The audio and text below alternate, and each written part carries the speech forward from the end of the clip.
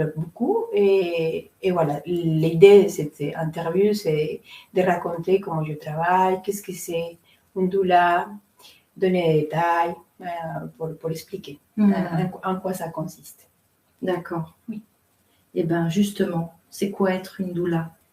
Bon, je dirais que être doula, c'est chaque personne, chaque femme, parce que pour l'instant, c'est plutôt des femmes qui sont formées au métier.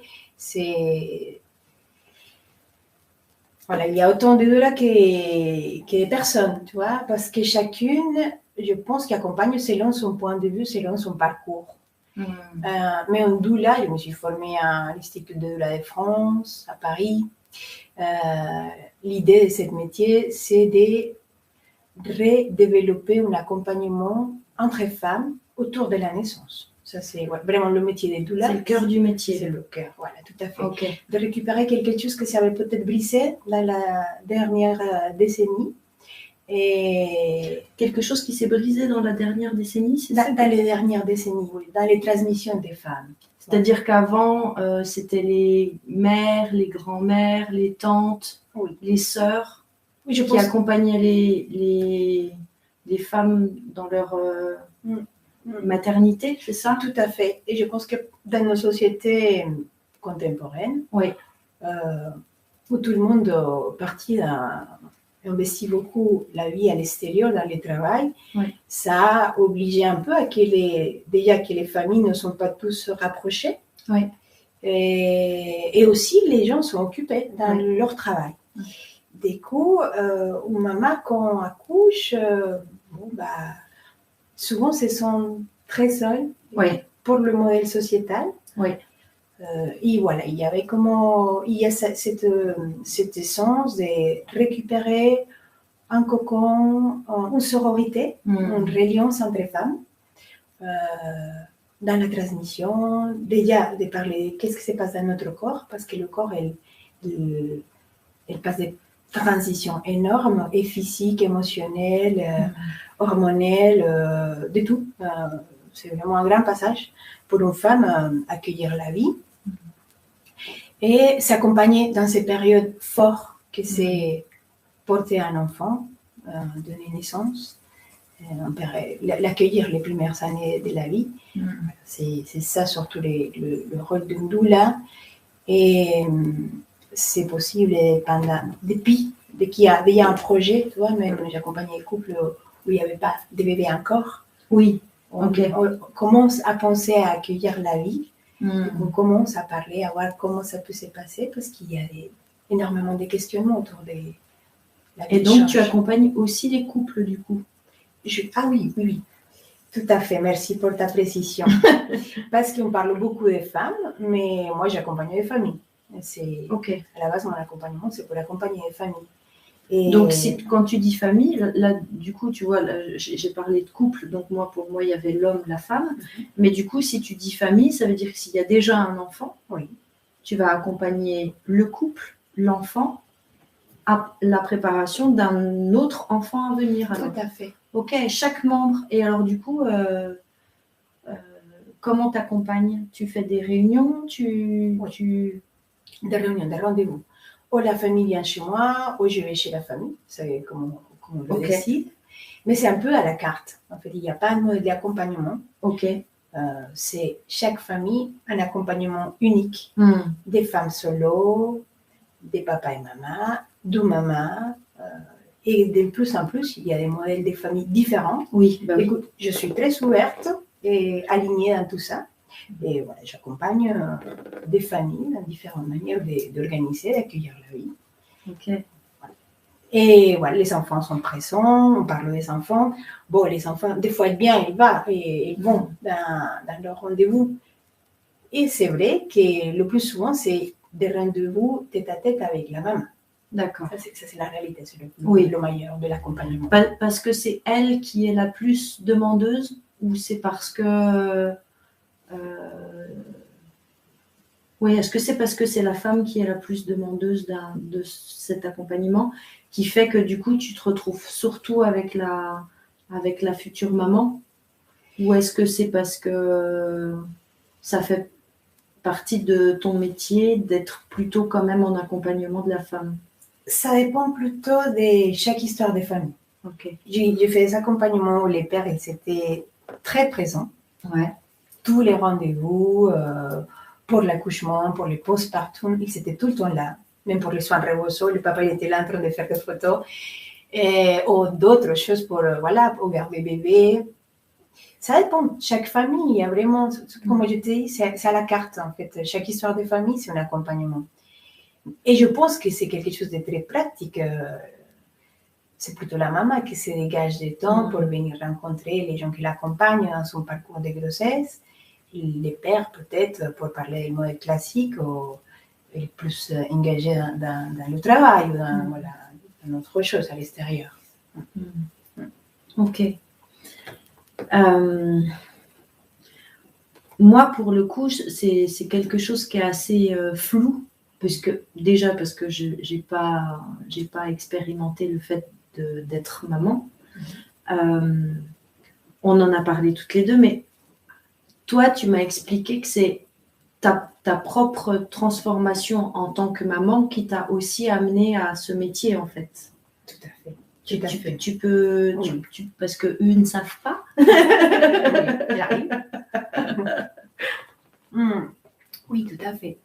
Moi, j'ai décidé de me former en tant que doula. C'était une reconversion professionnelle parce qu'avant, je travaillais comme monitrice éducatrice et j'ai décidé d'arrêter de travailler quand que j'étais enceinte au départ.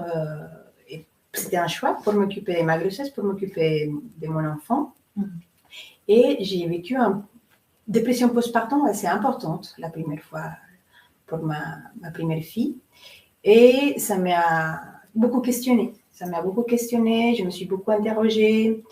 Et je croyais que c'était un phénomène que je vivais parce que j'étais une femme immigrée. On avait changé de région dans ce moment. Et du coup, je n'avais pas beaucoup de liens sociaux. Et je pense que ça a aidé aussi.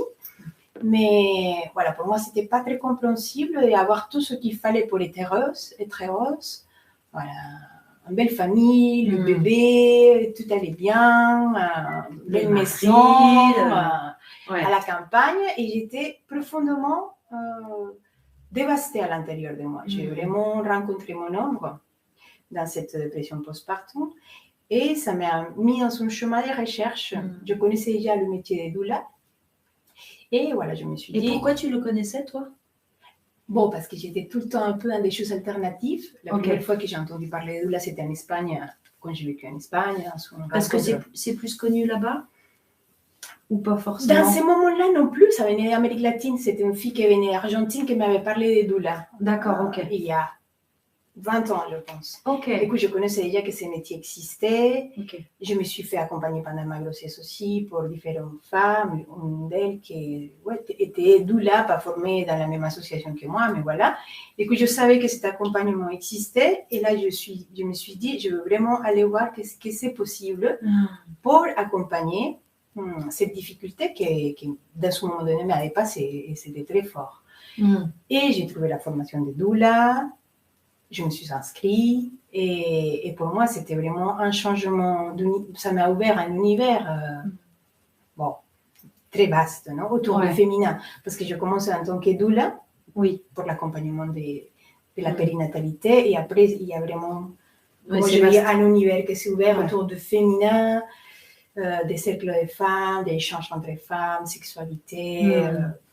Et je continue à apprendre tous les jours aujourd'hui. Pour moi. Et ça m'a vraiment dévoilé que c'était un chemin d'âme pour moi.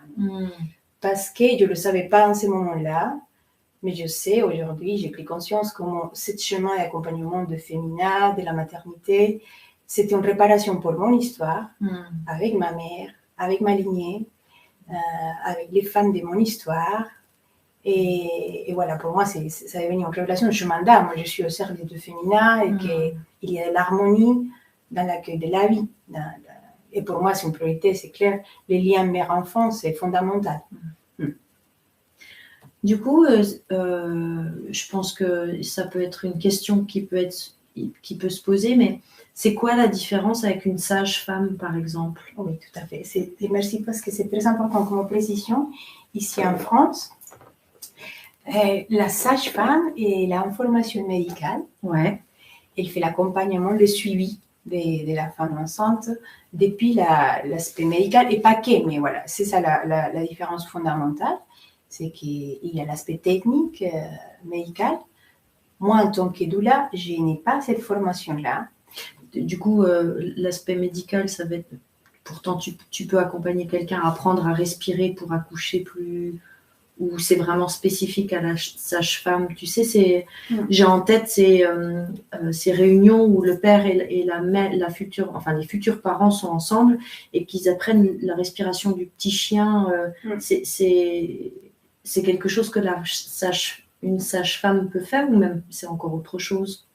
La sage-femme? Oui. Oui, je pense qu'il y a des techniques et les sages-femmes. Chaque sage-femme aussi, ils ont différents outils. Le yoga, la respiration, l'hypnose, l'autonomie. Il y a énormément de cordes pour pouvoir accompagner dans la préparation. Alors du coup, doula, oui. Qu'est-ce que tu fais concrètement, même si j'imagine que ça va dépendre du besoin de chacune et de chaque foyer, mais concrètement, c'est quoi? Il y a plutôt un accompagnement dans l'ordre émotionnel.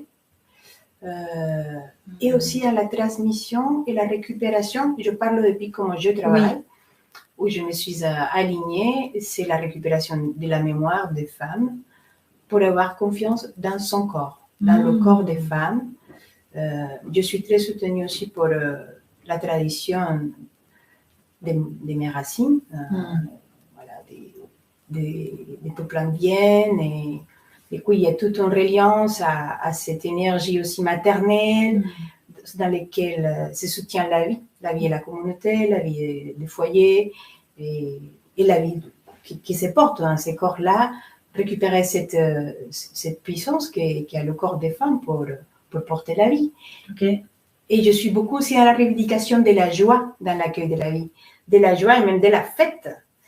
Quand il y a une naissance, une incarnation qui arrive sur Terre, pour moi, je me dis, mais c'est la fête, c'est le jour d'ouvrir les bouteilles, quoi. Tu ouvres la limonade ou la champagne, mais waouh, mais c'est le maximum.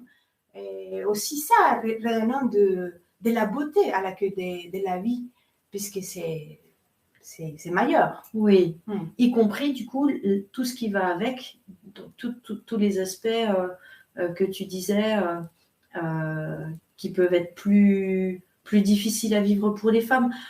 Moi, je suis entourée de très jeunes mamans. Il y a eu 5 naissances en 2020, il y en a eu 3 en 2021. Donc, et j'ai vu mes amies traversées par beaucoup de questionnements, avoir des doutes sur leur capacité à être mère, se poser des questions. Alors, avant l'arrivée, évidemment, une crainte immense d'accoucher, parce que c'est quand même pas rien ce qui va se passer, de voir leur corps changer.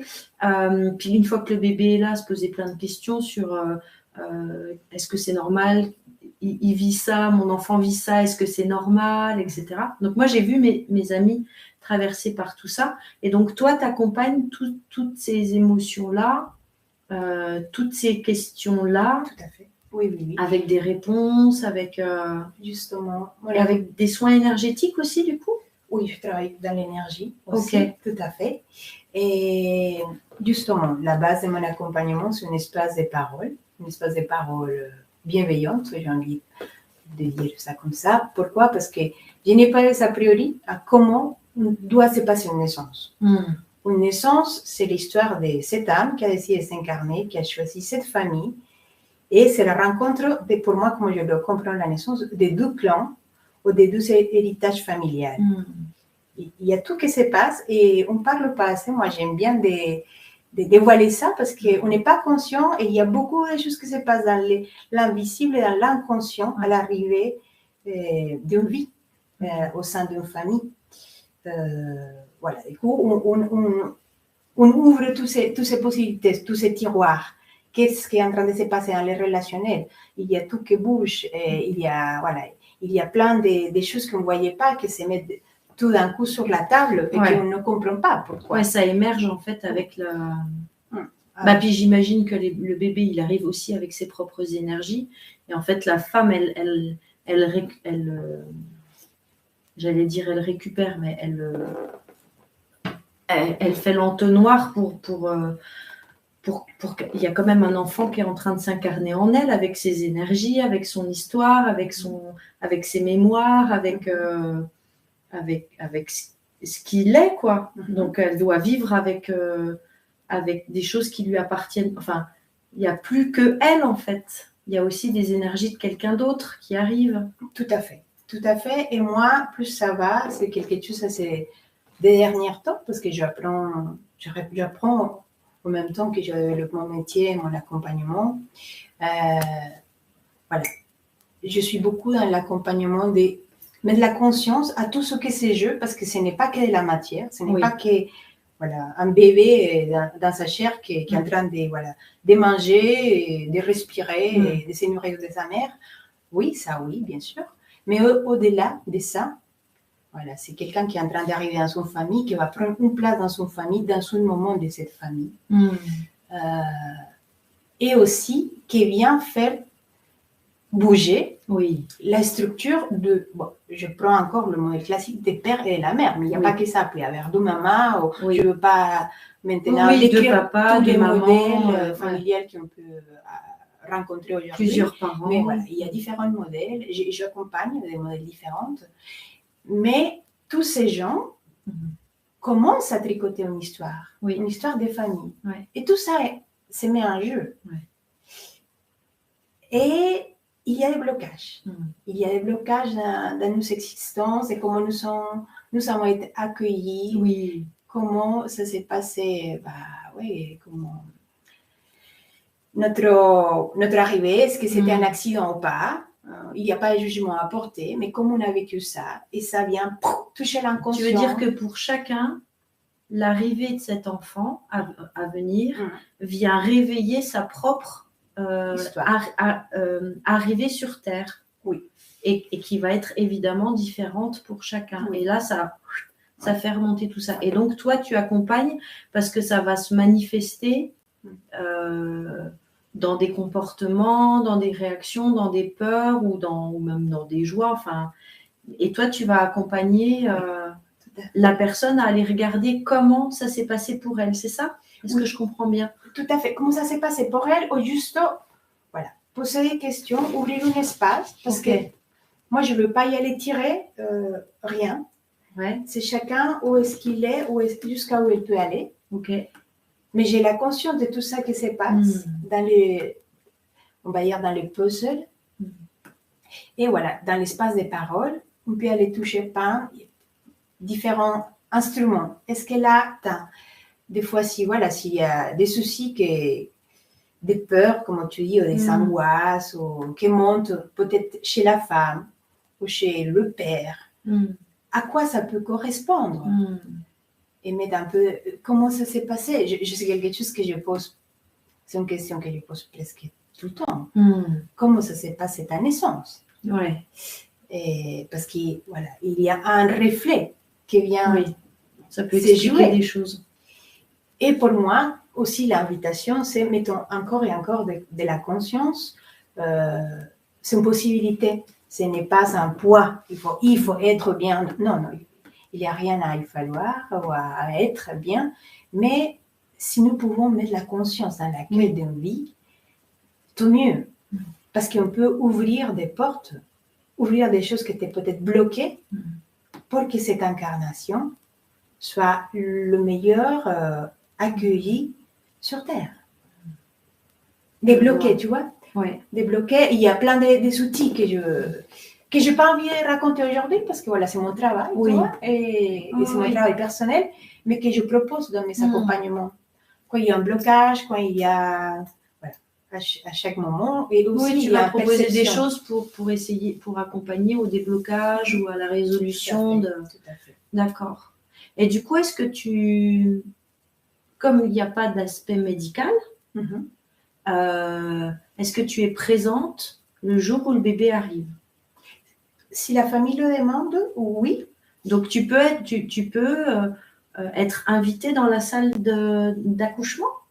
j'ai été déjà invitée dans des salles d'accouchement, Chouette. dans des maternités, et j'ai été déjà invitée aussi à des accouchements à la maison, À domicile, à ok. domicile. Après, c'est vrai que mes conditions personnelles, les miennes, Oui, c'est que j'ai 2 enfants aussi, oui, et c'est très engageant oui. faire des accouchements. Et j'ai beaucoup de respect et admiration pour tous les sages-femmes, femmes et hommes qui font ces métiers, parce que les gens n'imaginent pas comment c'est engageant. C'est tout le temps disponible, 24 sur 24. Oui. Et aujourd'hui, je n'ai pas la possibilité totale de pouvoir m'engager là en face. Du coup, j'accompagne très peu de naissances pour tout dire. Très, très peu. Parce que je ne peux pas être en face de l'engagement. Et à terme, quand tes filles seront grandes, oui, parce qu'elle a 2 filles, et moi je le sais, quand tes filles seront suffisamment grandes, est-ce que toi, dans ton cœur de doula, tu as envie d'être engagée comme ça d'être plus disponible et de pouvoir être là à n'importe quelle heure du jour et de la nuit ou pas forcément? C'est clair ma question? Oui, c'est clair ta question. Et des fois, je dis oui à l'intérieur de moi et des fois, je dis non. Oui, parce que pour moi, c'est un honneur. Et c'était un honneur à chaque fois que j'étais accompagnante d'une naissance. C'est vraiment un cadeau majeur. Pouvoir accompagner l'arrivée d'un bébé sur Terre. Du coup, là, c'est oui avec tout mon être. Et après, c'est vrai que ça demande beaucoup, beaucoup, beaucoup. Je ne sais pas, peut-être dans une période de ma vie, on verra. On verra. Mais pour répondre peut-être à ta question, qu'est-ce qu'il y a derrière? Qu'est-ce que je fais? Qu'est-ce que je peux faire pour accompagner la maman? Concrètement, je suis formée au massage. Du coup, je masse beaucoup. Je soutiens beaucoup corporellement les mamans. Super. Il y a des postures, des techniques pour aider, avec les écharpes. J'accompagne depuis la danse, depuis les mouvements. J'accompagne depuis les chambres prénatales aussi. Je suis animatrice des chambres prénatales. Et justement, les chambres prénatales que je développe, c'est vraiment, je me suis concentrée sur les outils pour l'accouchement, puisque moi-même, j'ai accouché la première fois avec cet outil et c'est efficace. Il y a de très bons retours pour aider à gérer la douleur. Avec les chambres prénatales, la douleur passe à un deuxième plan. Ton corps travaille toujours, mais non, ce n'est pas le protagoniste. La femme, elle récupère la puissance de son corps et puis driver cette expérience magnifique. Et c'est le travail d'accouchement. Ok. Tu as parlé très naturellement tout à l'heure, tu as sorti les soins Rebosso, comme si c'était un truc hyper connu. Et moi, je l'ai gardé dans un coin de ma tête. Et je crois savoir que c'est avant ou c'est après? C'est après. Hein. C'est pour ça que je pense ma question arrive là. Qu'est-ce que c'est qu'un soin Rebosso, très chère Carla? Un soin Rebosso. Le soin Rebosso, ça vient de Centroamérique, Guatemala et Mexique. Je l'ai reçu en transmission lors de ma formation de doula. Et c'est une sage-femme mexicaine qui a amené ça en France. Et très répandu, très bien accueilli en France. Ça marche très, très bien. Et là-bas, comme c'est conçu, il le pratique 3 fois pendant les 40 premiers jours post-accouchement. Et le principe de ces soins, comme je le comprends aujourd'hui, je l'explique depuis mes mots, c'est que la femme, pendant sa grossesse, l'accouchement, elle fait tout un travail d'ouverture dans tous ses corps, les corps physiques, mais tous les corps. Pour que, je le visualise comme ça, pour qu'elle soit un canal, et la vie traverse à travers elle pour que ce bébé soit né. Du coup, il y a ouverture totale. Ce soin, l'idée, c'est aider la maman pour revenir dans son corps physique, avant tout, et dans tous ses corps énergétiques, venir récupérer l'axe et récupérer son corps des femmes. C'est vraiment puissant. C'est pas parce que je le pratique, mais tu l'as observé. Et du coup, toi, tu le pratiques, tu le proposes aussi 3 fois dans les 40 jours? Non, pour le moment, comment je le pratique ici, les gens m'appellent une fois, suite à l'accouchement, Voilà, ça peut être idéalement pendant les 40 premiers jours, mais après aussi, c'est très bénéfique. L'idée, c'est de revenir. Oui, tu peux même le faire plusieurs années après. Si tu sens, par exemple, qu'il y a une sorte de décalage, Tout à fait. que tu n'arrives pas à retrouver, tu te ressens... Il y a beaucoup de femmes qui ont du mal à retrouver leur énergie de femme, en fait. Oui. Elles restent presque que mères. Et du coup, on peut t'appeler, même quelqu'un qui aurait accouché il y a 3-4 ans, elle pourrait te demander un soin... Rebozo, tout à fait. Chouette. Tout à fait. Et là maintenant, comme je vois que ça se développe beaucoup en France, moi je pratique beaucoup de soins Rebozo. Après un IVG, c'est possible aussi. Après une fausse couche, c'est possible aussi. Pour accueillir la période, la ménopause. Parce que les soins Rebozo, qu'est-ce qu'il fait? Symboliquement, c'est comme si on ferme un chapitre. Et on peut ouvrir la page suivante. Ça peut être vécu comme ça. Et voilà, maintenant, je vraiment pratique des soins Rebozo, et même pour des filles qui ont eu leur première lune, la menstruation, aussi pour célébrer l'accueil de la jeune fille dans le monde des femmes. Ça peut être aussi un cadeau. Et un soin Rebozo pour que les gens comprennent qu'est-ce que c'est. En fait, c'est un soin qui dure entre 3 à 4 heures. Il y a un moment de parole, justement, pour poser l'intention, qu'est-ce qu'on veut vivre dans ces soins. Après, il y a un massage à 4 mains. Après, on passe à 4 mains. Je travaille toujours. Pardon, mais tu as ce pouvoir-là. Oui, j'ai 4 mains. Ah oui, c'est vrai, tu as une collègue. Oui, travail. Donc, les soins Rebozo, toujours à 2. Du coup, pas forcément. Pas toujours. C'est comme je le préfère, moi, personnellement. Je préfère travailler à 2. Moi, j'ai la possibilité de transmettre à plusieurs personnes autour de moi, plusieurs femmes. Et il y a toute une équipe autour qui travaille avec moi. Mais aussi, je fais soins Rebozo. Il y a des femmes qui souhaitent que ce soit que moi, qui le donnent les soins. Et ça se fait aussi. Il y a la technique où peut se faire. Du coup, là, c'est le massage qui a 2 mains. Oui.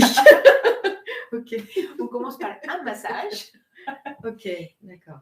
Après, on passe à un moment de sudation. C'est comme un hammam. À la maison, on recrée un espace de chaleur importante pour que le corps se détende, élimine des toxines. Pendant ces moments-là, on donne une tisane qui aide aussi ces processus de purification. Et après, on passe à faire le serrage du corps avec les écharpes Rebozo. C'est pour ça que les soins s'appellent comme ça. Dans cette pointe du corps, on commence par la tête, on finit par les pieds. Ouais. Ah oui, ça rassemble. Ça rassemble. Tout à fait, c'est ça. D'accord.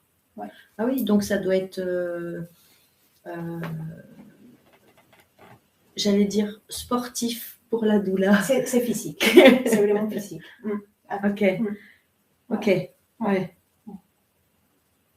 Chouette. Oui. Globalement, je pense qu'on a quand même pas mal parlé de l'accompagnement de la mère en devenir et du foyer parental en devenir. Et tu disais que tu accompagnes aussi de plus en plus les femmes. Alors moi, j'ai pour souvenir, par exemple, tu vois, mes premières lunes qui n'ont pas du tout été expliquées. Est-ce que tu accompagnes les jeunes filles? D'accord. Comment tu fais ça? Oui, tout à fait. Là, ce que je développe, ça s'appelle Tante Rose. C'est aussi quelque chose que j'ai appris pendant ma formation de doula. C'est les doulas qui ont amené cette rituel. Ça s'appelle la tente rouge pour les femmes et pour les jeunes filles, c'est la tente rose. Du coup, c'est un espace, c'est cocooning des paroles où on se retrouve et dans ces espaces-là que je propose 4 fois par an. On prend un temps d'échange avec ces jeunes filles. On parle beaucoup de la menstruation, de tous les changements corporels, hormonels, relationnels qu'ils traversent. Et voilà, c'est cette manière-là. C'est très, très beau. Et aussi, pour redonner un sens plus sain à ce qu'est la menstruation, le sang des femmes. Parce qu'il y avait une idée qui était reçue et qu'on déjà on ne parle pas, on cache, c'est tabou, c'est sale. Même combien de femmes prennent des médicaments pour ne pas les avoir ces règles. Je ne porte pas de jugement, mais c'est quand même l'équilibre. Nous, les femmes, nous sommes cycliques. C'est ça aussi que je transmets beaucoup dans ces cercles des jeunes filles. Notre énergie fondamentale, c'est une énergie cyclique, harmonisée avec l'énergie de la Lune. Si nous coupons ça, nous sommes absolument coupés de notre énergie féminine. Du coup, voilà. On revient, on revisite. Qu'est-ce que c'est la Lune? On voit toutes les périodes qu'il y a dans les mois, justement, dans le corps de la femme, de la jeune fille. Et comment ça aussi représente des énergies différentes. C'est pour ça qu'on parle de la... Nous sommes des femmes cycliques. Les énergies sont très changeantes dans les 4 étapes des mois. On peut avoir des énergies très productives, très intériorisées, énergiques, parce que ça dépend aussi de comment l'ovulation est en train de travailler à l'intérieur de nous. Tout simplement. Et apprend aussi à reconnaître ça chez les jeunes filles. Parce que c'est tout un atout. Pour donner un exemple, si on a besoin de développer un projet, l'idéal, c'est de savoir dans ton mois quelle est la meilleure période pour le faire. Que c'est aux alentours de quand on est, tu vois, dans les périodes fécondes. Tu vois que c'est tout est en flèche, quoi. C'est là qu'il faut y aller. On développe tout, quoi. Que si tu es dans la phase que tu es en train de rentrer à la caverne, c'est la mort symbolique. Les femmes, nous vivons ça tous les mois. C'est la mort symbolique. C'est l'arbre qui perd ses feuilles. Et voilà, on va composter ce qui a composté des cycles qui viennent de se vivre pour commencer un nouveau cycle. Du coup, si tu es en train de rentrer dans la mort, c'est pas le moment de lancer quoi que ce soit. Et c'est bon de savoir ça. De savoir ça, de noter. J'apprends aux filles comment noter dans un calendrier leur cycle, de se regarder aussi pour apprendre à se connaître. On partage des astuces. Par exemple, une femme, quand elle est dans sa lune, elle est plus sensible, ou plus frileuse, au plus hystérique. Moi, je n'aime pas ces mots parce que je trouve que c'est... Non, pas hystérique. Comment on pourrait dire très dynamique. Oui, dynamique, mais il y a quelque chose qui est peut-être dans les nerfs. Tu vois, j'ai envie de raconter. Si, il peut y avoir des fois des énergies qui sont un peu dans les nerfs, au niveau relationnel. Épidermique, je dirais, alors à ce compte-là. Tu sais, d'être très hypersensible et que du coup, ça réagisse très vite. Tout à fait. Parce que pour revenir au mot hystérique, je trouve que c'est vraiment une étiquette qu'on a mis sur les femmes pour les faire se taire. Moi, je n'aime pas du tout. Et du coup... Moi non plus. Ça va bien. On est d'accord. Du coup, voilà. Mais comment savoir si tu es dans une phase épidermique? Tu peux déjà le savoir, le sentir et le raconter. Des fois, on dit on pourrait même mettre un petit papier. S'il y a une grande famille, des frères, le papa, la sœur, tu mets ton ruban. Lune montante, lune descendante. Attention. Pleine lune. Tout à fait. C'est super intéressant parce que ça... Tu vois, si on raconte aux gens qui habitent avec nous, c'est une période sensible, les autres peuvent l'entendre. Et faire attention. Pour que ça... de la même manière qu'en fait, quand on est au bord de l'océan, on fait attention justement, puisque la Lune, elle a une influence sur le niveau de la mer, de la même manière de nous apprendre à savoir quand on peut y aller, quand on ne peut pas y aller. C'est ça. Ok, c'est vachement intéressant. Donc, du coup, ça, c'est les jeunes femmes. Tu accompagnes les femmes en ménopause, j'imagine, aussi à la fin de leur vie de... j'allais dire reproductrice, j'aime pas trop ça, mais il y a de la possibilité. En fait, la ménopause, c'est le moment où tu n'as plus la possibilité de donner la vie, en fait. Oui, tout à fait. J'imagine que tu les accompagnes aussi. Ah oui, oui, oui, là, je vous réponds tous les âges, oui. Ok. Est-ce que tu accompagnes les couples qui auraient des difficultés au niveau de la sexualité ou que les femmes? Pour le moment, les femmes. Ok. Voilà, je commence à développer beaucoup d'ateliers de sexualité. Oui, j'ai vu que tu faisais des ateliers de sexualité sacrée. Oui, tout à fait. Mais c'est qu'avec les femmes, là. Pour l'instant, on travaille qu'avec les femmes. Moi, je travaille un peu en collaboration avec un groupe d'hommes qui s'organise à Dijon. Et nous avons comme projet, à l'avenir, de pouvoir se rencontrer pour parler à un moment donné. Ok.